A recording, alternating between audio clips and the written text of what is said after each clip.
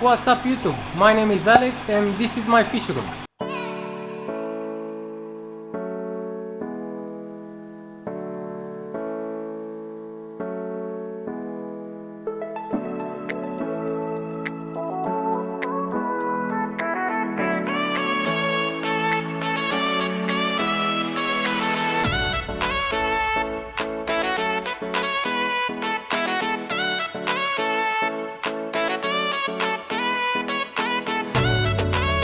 In this episode I'm going to show you how I maintain and feed some Tubifex worms to my fish. So after you purchase your Tubifex worms from the shop, you have to place them in a big container.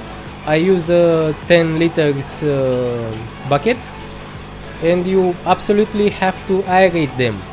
You have to give them some air. I use an air stone, and this keeps them alive. The thing with Tubifex worms is that they are not very clean when you get them, so you have to change their water. Also, they produce quite a lot of mess. You kinda have to change their water at least once a day. I change their water twice a day. So you can see around the clutch of Tubifex worms there are some waste. You have to flush that. Either you siphon it or you just simply empty the bucket without the Tubifex worms, of course. Kinda like this.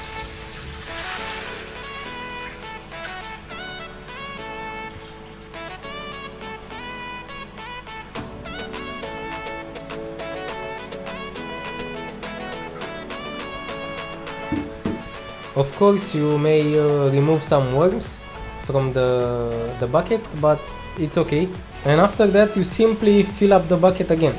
After the worms have settled back in, you can take a portion of the worms that you want to feed to the fish and place it on something like this. So I'm going to take a big portion of Tubifex worms because I want to feed quite a lot of fish, something like this, and I place it here. So because I'm feeding the Tubifex worms to smaller fish like guppies and juvenile swordtail, also some Hypancestrus and Pecoltias, I will cut the worms with a scissor. So something like this, and you have to go repeatedly because you don't want the fish to fight over the big worms. And you cut.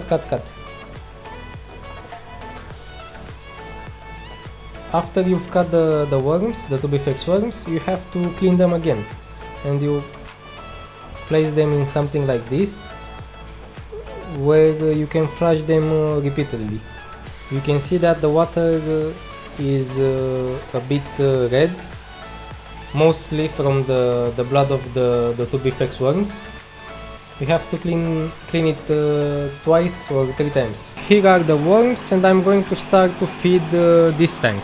This tank has a couple of juvenile swordtails and some Hypancestrus king tiger L66.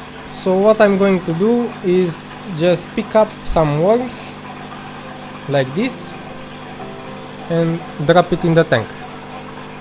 As you can see, they love it.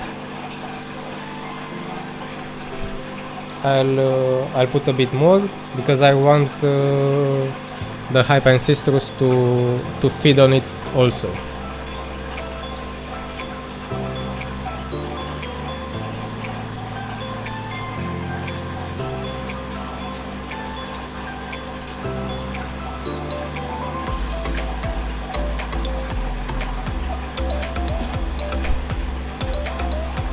I'm going to feed the triple trees with Tubifex worms as well. I have, I think, 2 more females in this tank that are looking to carry eggs, and this kind of food will help them develop those even further.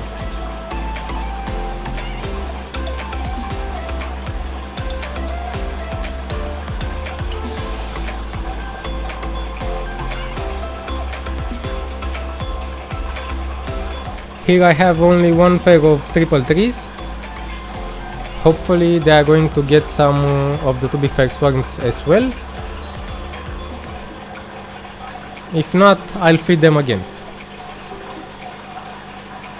The Tubifex worms is great for small fish to grow on them.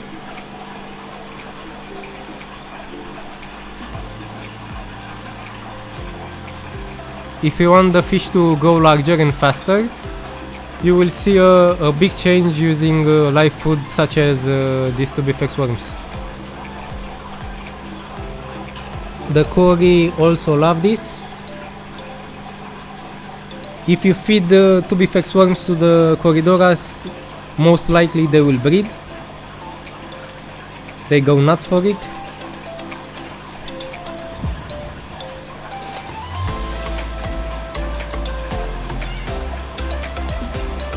As you can see. Let's see how the Montezumas will feed on it.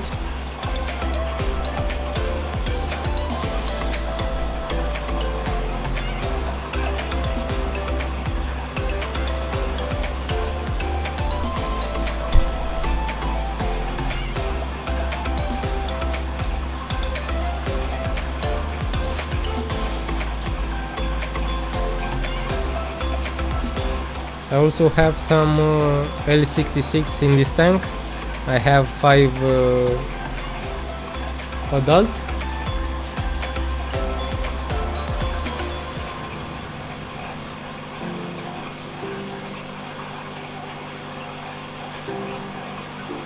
Some more juvenile swordtails. Also this tank has the Pecoltias.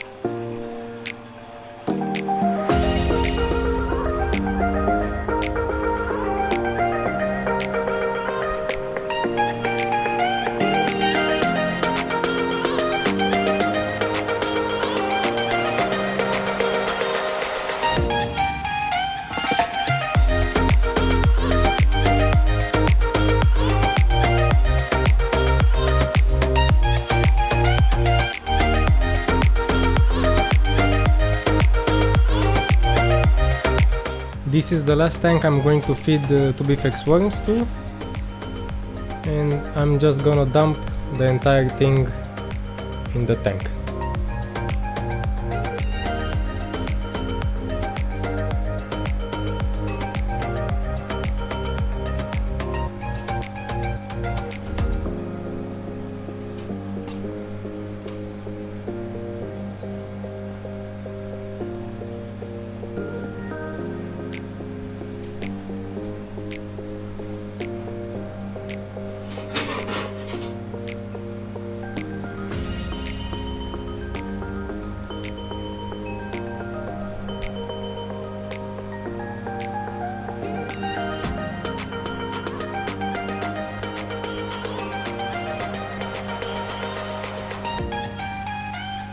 That was it with the feeding of Tubifex worms. I've fed most of the tanks off camera because it would have taken a lot longer. I wanted to keep it short. As you could saw, the fish love the Tubifex worms. The main focus with the Tubifex worms is to grow the juvenile guppies and swordtails faster. Also to condition the Hypancystrus, because if you feed live food, they will be more conditioned and likely they are going to spawn faster. The only fish I haven't fed the Tubifex worms are the bristlenoses, the fry and the zebra plecos, because I'm kinda scared that the Tubifex worms might carry something bad and pass on to the zebras. So far I fed like 3 weeks the Tubifex worms. I feed them 2 times per week, so let's say I feed them once on Monday and once on Thursday. I make sure that the Tubifex worms are clean in the bucket and they are aerated. If not, they are going to die and you have to buy them again. I haven't had any unpleasant surprises with the Tubifex worms. Some people say they are bad for the fish because they might carry different